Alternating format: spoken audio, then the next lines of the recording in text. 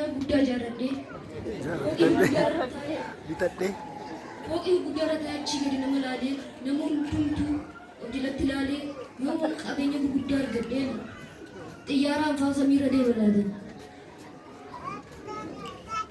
yoo qabeenya argadhe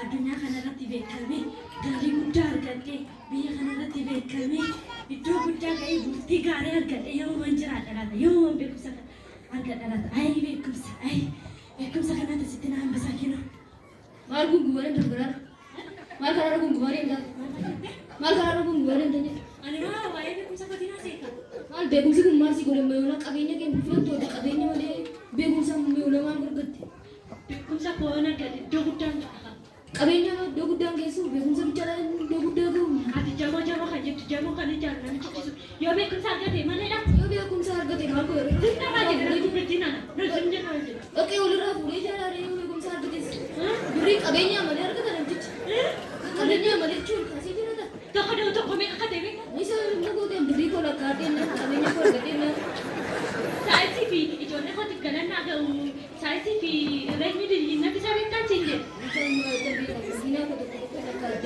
mana kusun guddaa kanarra naanne kan isaan immoo kun makiinaan bii on beekumsa koo argadhe malee bii goraadhe malee qarshii kootiin malee yoo qarshii qabdu deemaanii murtaa lafarra deemta malee beekumsa kee baatee lafarra deemta qarshii qabaadhe beekumsa koo waan argadhe biyyattii kanarratti beekam ta'anii anis beekumsa kootiin biyya kanarratti koffaa ta'ee makiinaa kootiin aeroopinaaliidhaan jirre biyya adda addaa aeroopinaanii kan si hojjetu namicha hoo qabeenya maleedha qabeenya malee ijaarraa qabeenya malee Magari politiko maali waa'ee maatii keenyaa kun baay'ee na cinqaadha. Yeroo hundaa waa'ee qabeenyaa fi beekumsaa akkuma yaadanitti waan nu kadhatan waggeelii nu dubbisan waan nyaannu fi dhugnu illee beeknu.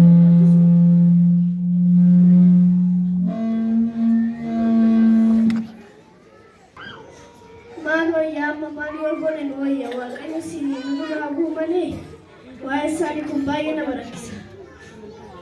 maal goonan waan goonuun beeku waaqayyotti nu gargaaru malee Jedhama mana geenyeera nagaan hunduu isaaniiyyuu hin beeknu nagaa gaafan akkatti naamusa.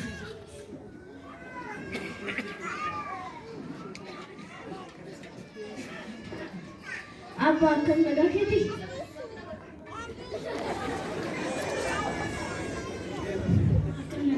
nagaa komaatti godhe dhala hin talaan jabeetti ho'i dhala deemsite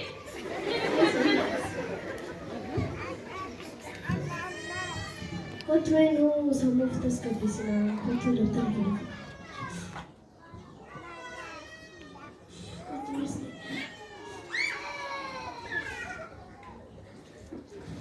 Maali garuu akkamii barumsa sii galaa jira?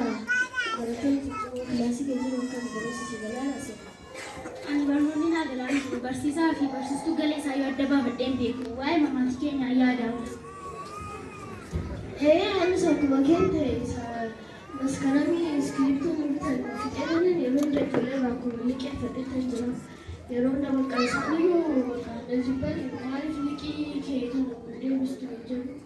Mana barumsaa iyyuu deemu sodaachaa afaan keenya waa'ee qabeenyaa fi gaadhi keenya waa'ee beekumsaa fi waa'ee keenya iyyuu yaadatu jechuu qabna. maal akka goonee hin beeknu waaqayyo nu duraa bu'u malee waaqayyotti kennudha. Gaheen keenya malee kana caalaa waan goonanii wabbatti. Maaliif nuti halkanaa bakkan goona laata? Nuti halkanaa yaa waaqayyo nama nuuf kaasi. Yaa waaqayyo nama nuuf kaasi. Biyya isaas hin beekan nama isaas.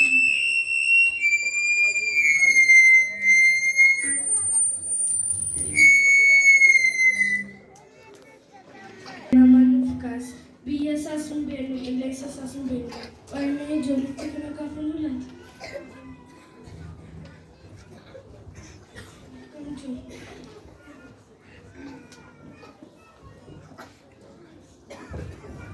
Otoo karaa deemuuti adiinutti yoo ala bulee bineensii nyaatan waan nu bulchaa.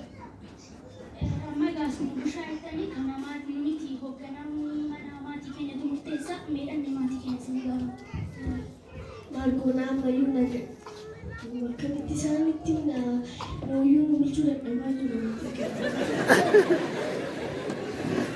Naannoo kana na fayyada. Bineensaan nyaatamuu danda'e ofii keenya yeroo danda'u. Abbaan namoonni sadii wayii karaa fagoorraa dhufaniitu nutti dukkanaa'ee aduutti dhiyee bulchaa jiran jedhama.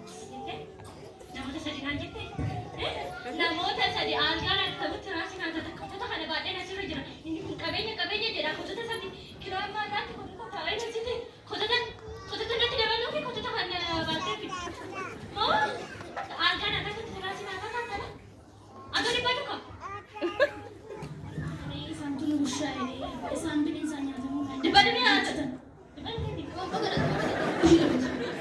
Mana jajjabaa kana keessatti akkamitti dandeenye bushiidha waan tokko. Mana kana keessa utuu wanti tokko hin jiru. Asii ittiin kunuunsaan nama tokko utuu ta'e illee bushaadha nama sadii waan tokko dandeenye illee bushiidha. Wanti beekama akka hidhamee laala. Beekumsi dhambayyoolaa mana kana maarsii godhamee wanti. Atoo qabeenya jetta qabeenyi mee mana kana maal? Ati gubbaa nama sababa natti taatudha.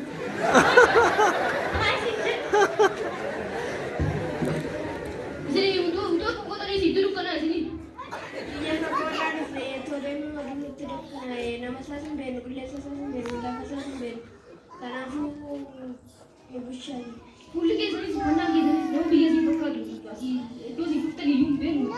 Garuu nuti bakka keenya xiqqoodhaan nama hin bushe. Nama sadii nuti dandeenyee hin bushe nuti maqaan keenya dabalu. Ani maqaan koo qabeenya. Uffee kunoolaa qabeenya argate qabeenya. Laa kunoo reefu qabeenya deemee dhufe laa kunoo akkasii karaa dheeraa deemee dhufe naa dhufe laa kiisiin koo guute gaala. Ani kana fudhadhee qalaatii dhimma keessa. Qabeenya fudhadhe qalaatii na qabe. Qabeenya koo malee dhimma keessanii ana mini kan buna kana bushe. Naa biyyuu natti fudhadhee galu. Anis qixxeen qaba kaa. Anatti fudhadhee galu. Qabaatti nuti fudhadhe. Qabeenya maqaan kee? Maqaan koo beekumsa. Utaaluu itti qaba. Beekumsa waggaa meeqaan goota?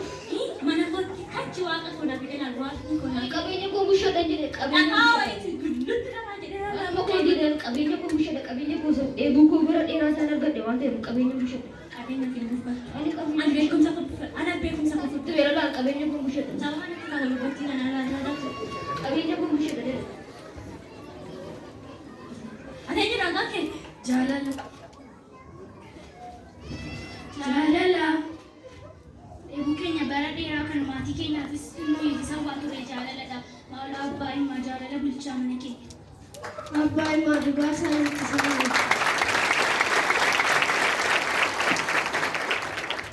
Obboleettiin koo dhugaa ishee dubbattee abbaa immaa. Nuyi waggaa dheeraa bara dheeraa isiniif kan hawaa ture kanadha. Isin nu kadhattanii wangeela nu dubbistanii akka haadhaaf abbaa tokkotti dirqama keessan ba'aa jirtan maaliif abbaan keenya waa'ee qabeenyaadhaan qabeenyi mana koo garuu qaba jedha ati immoo waa'ee beekumsaa waa yaadduuf bakka jaalalli mana keenya garuu nu kadhachuuf nu dubbisuu miti waan nuti nyaannuuf waan nuti dhugnu beektanii jaalala nu bulchaa. Ijoolleen kun akkas jedhanii jaalala nama bulfadha jaalala fudhadha. Atis qabeenya kee dhiisii ani atis beekumsa kee dhiisaanis qabeenya koo dhiisa. Dhuguma ijoolleen keenya akka jedhanii jaalalli mana keenya dhufee hin beeku jaalalli mana keenya si jiru kanaafiyyuu jaalala bushan miti.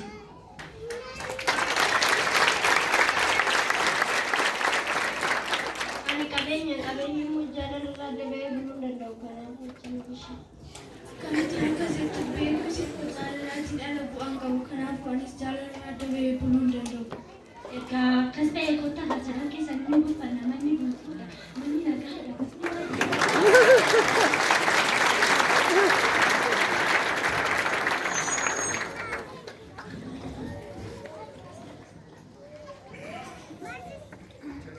Jaalalli danda'a jaalalli hunduma qaba jaalalli mo'aa jaalalli hin caala jaalalli qabeenya jaalalli danda'aadha jaalalli mo'ataadha. Kanaaf jaalala walgalcha, kanaaf jaalala filadha, kanaaf jaalala walgalcha, kanaaf jaalala filadha. Dhaamsan qaba. Dhaamsan qaba. Abbaan koo fi haati koo kan hin keessatti dhaladhe waldaan kiristaanaa gaggeessitoonni koo isin barsiisonni koo isin obboloonni koo kan taatan hangafoonni koo cimsaa na qabaa ani qabaan barbaada.